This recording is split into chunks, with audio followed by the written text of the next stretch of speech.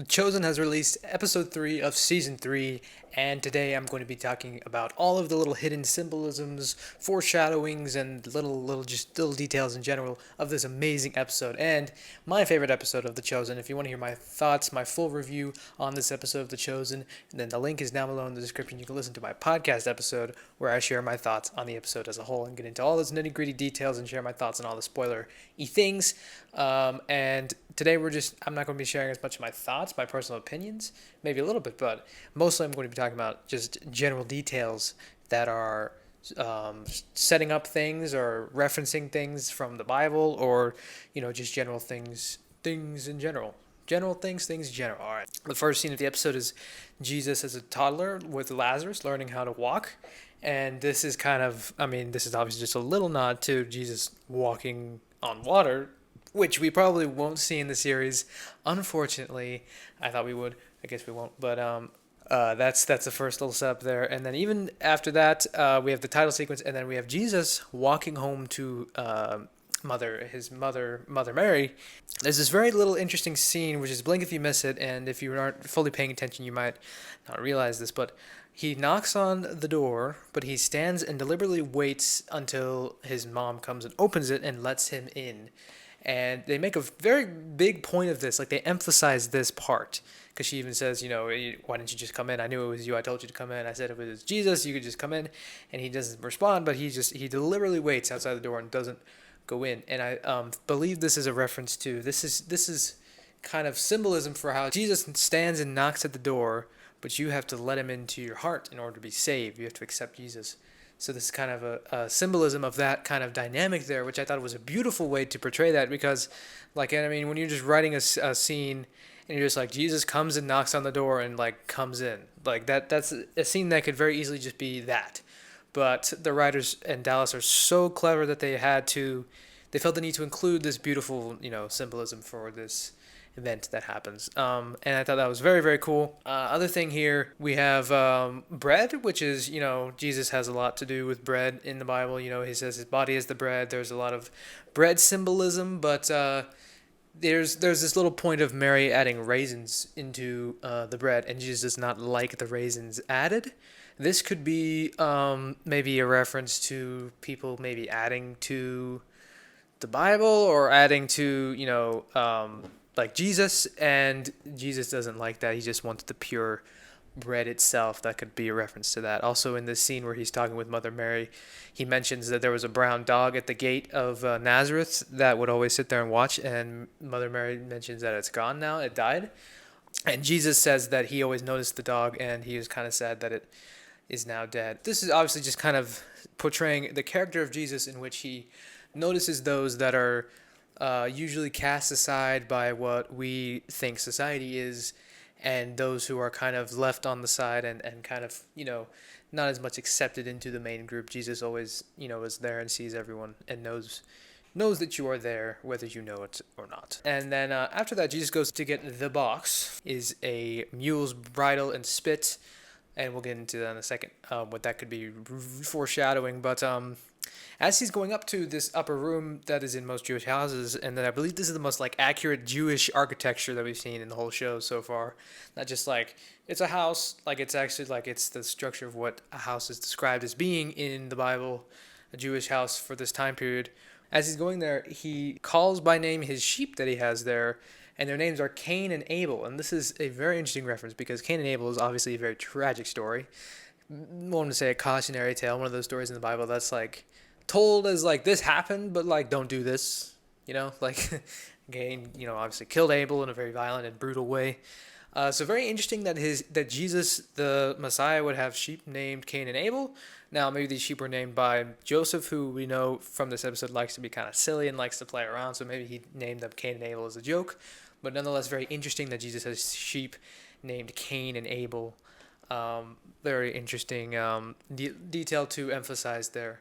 But the next day is Rosh Hashanah, which is the Jewish New Year, and Jesus talks with a lot of different people here at this Rosh Hashanah. But most of this scene is really just the purpose of it is to learn a lot more about what the show portrays Jesus' backstory is, Jesus' childhood, his formative years, per se, as, it portrays Jesus as an awkward, kind of shy teenager. who wasn't good at sports, as we can see, and is really just a very down to earth person in general, and is not very flashy or which is very consistent with how he's described in the Bible. And as like I mean, he was born. People have to remember. I saw some people online saying that like apparently people were saying that this took away from the divinity of Jesus, but I think this just emphasizes another part of Jesus that we don't think about as often. Because I mean, remember we just had Christmas, and he was born in a manger. He was born in a feeding trough for animals. That's about as humble as you can get when it comes to birthplaces, unless you're just I don't know born in like no, you can't really get much lower than that. So the humblest way to come into the world. Obviously, someone who has that humble of beginnings is going to be a pretty down to earth person for the rest of his life. But really, the purpose of the scene is just again to show Jesus was very humble, very shy, very down to earth person, and as the scene kind of goes on, he talks to Rabbi Benjamin, he talks to Mary and Martha, which is obviously a foreshadow of Lazarus' death and resurrection. And Mary takes particular interest and obviously belief in Jesus, which is reminiscent of how it's like she really believed in him. I think she gets kind of overlooked in the Bible as like one of these people who really did. Like everyone's like, oh, Peter, he's like, you're the son of God. Peter believed. He was a true believer. Wow, look at Peter. Isn't he so great? But like, Mary really believed that Jesus was the Messiah. Like she really did. She was one of the first people who was really like really believed that. And I think that gets kind of overlooked in the Bible. But in this show, obviously they're setting up the fact that she's very much a believer in Jesus, just super enthusiastic about everything he does, and like she's very much believing in Jesus. So obviously a setup for when Lazarus dies and gets resurrected and that kind of whole story there. But we get the big scene where Jesus is playing Trigon, a game of Trigon, and he is infamously, or I guess famously, I don't know, he's very bad at sports. Like he's not good. He loses the game, and this is just kind of setting up Jesus as I think this. There's some shock factor to I think some of the decisions made in The Chosen. Some decisions I don't know if are 1,000% based on is this the best route and the most believable route for the character. I think sometimes some decisions in the show are made to be at least a little bit like out of an attitude of wanting to subvert expectations. And that's not necessarily a bad thing, but I don't think all of the choices made in the story are 110% just purely story value. I think there's at least a little bit of just like we want to subvert expectations and get a little shock value out of it, which is something that we all love from The Chosen, right? It subverts expectations. It does things differently, get used to different, but I don't know if that's all the time just purely based on a story motivation. And this is not wrong, and this is not an inaccurate portrayal of Jesus, because Jesus can literally do anything that's not sinning, right? So him being bad at sports is not a sin, so he is allowed to be bad at sports, and it is believable and is plausible that Jesus would not be the best at sports. I mean, this is not really his thing. His thing is obviously public speaking, and usually public speakers are not that great at sports. They can be, but, it's either like brains or brawn, you know what I mean? So I think it is very believable that Jesus would have been a bit of a clumsy person when it comes to athletics and sports. But nonetheless, a very cool scene, very funny scene anyway. And then we have the big, intense, build up to this scene where Jesus announces himself as the Messiah and the classic line, "I am the law of Moses." And in this scene, there's a lot of interesting cinematography here. Obviously, the set is very cool in the way the lighting is, to where you have this room with a bunch of people in it, and in the center there's this giant kind of box with light shining down into the room, casting light on Jesus. And then in the back, or at the walls of the room, you have all these candles scattered about. And Jesus, after he finished reading the scroll from Isaiah, he sits down and kind of, as he's talking and building up to, there's some interesting ways to build tension here in this scene. The way the music kind of builds and rises and intensifies. And the way the camera is shifting back and forth as Jesus is talking. Like as he's talking and building up to kind of referencing himself being the Messiah, the camera kind of shifts around to the left side of Jesus. It shifts to the right for us, but the left, Jesus is left. If you're wondering what I'm talking about. Kind of shifts to Jesus' left and shifts back to his right side as he kind of maybe calms down and comes off of it a little bit. But the way the scene is structured is very well done to where the intensity builds and then it kind of lets it go and goes down a little bit and then it builds again, and just that nice kind of roller coaster of a scene to where this is all very like serious and super like this is very serious stuff to these people at this time. Everything that Jesus might be claiming to be, even claiming to be, a prophet, is very offensive to them at this time because obviously they thought he wasn't. So everything he's saying is having serious weight, and everyone's kind of just leaning in very closely, listening to make sure if he says something wrong, then they're gonna invoke serious punishment, come down swiftly and without mercy upon Jesus for anything that he says that would be considered blasphemous to them. So the way the kind of scene is built and like portraying this intensity is very well done, and the music and the cinematography, and of course Jonathan's acting, and everyone's acting very well done. And then, of course, we have the big build-up where he does say, yes, I'm claiming to be the Messiah. And then Rabbi Benjamin claims false teacher, and everyone knows that the penalty is death. So this kind of... And we have this, like, electric guitar little riff there.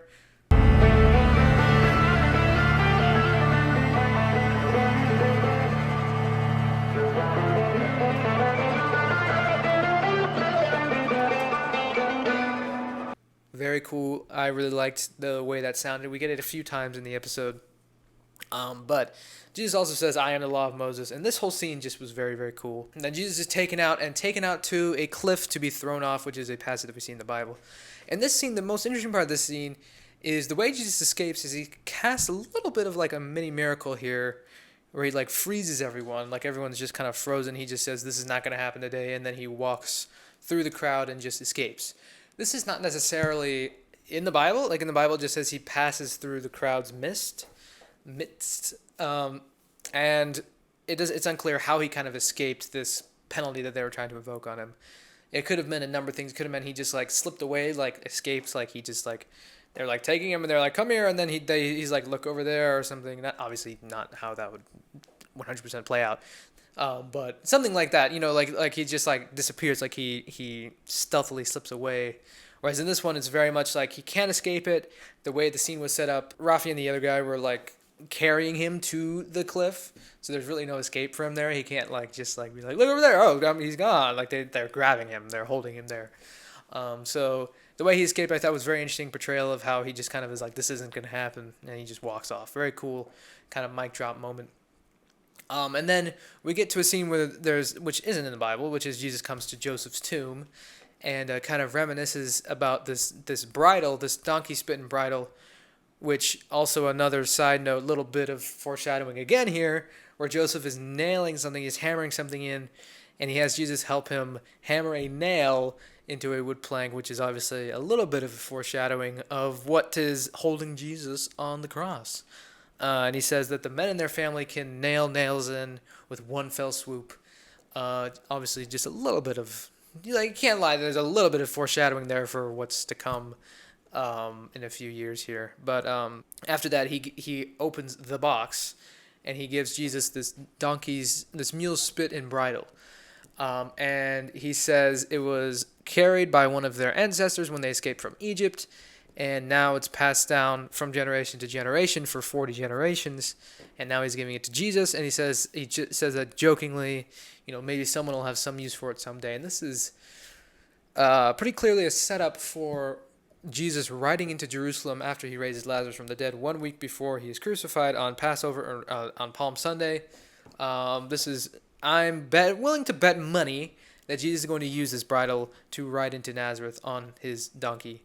And it's going to be very, very cool, like super awesome. Just kind of how they tied this in and gave this backstory to this bridle, which they didn't necessarily have to do, but when they did it, it added so much more emotional resonance and depth and just so much more awesomeness to the story. And after this, we have Mary and Lazarus come in and find Jesus, and Lazarus asks about the bridle, and Jesus says, you'll find out soon, which is obviously foreshadowing how... Jesus rides into Jerusalem on Palm Sunday right after he raises Lazarus from the dead. So Lazarus will find out about that and probably be there when Jesus rides in on Palm Sunday. That is what that is referencing. And then that's basically where the episode ends. And by the way, soon is not funny anymore. It's just depressing because it's referring to Jesus being crucified. And a lot of people pointing this out.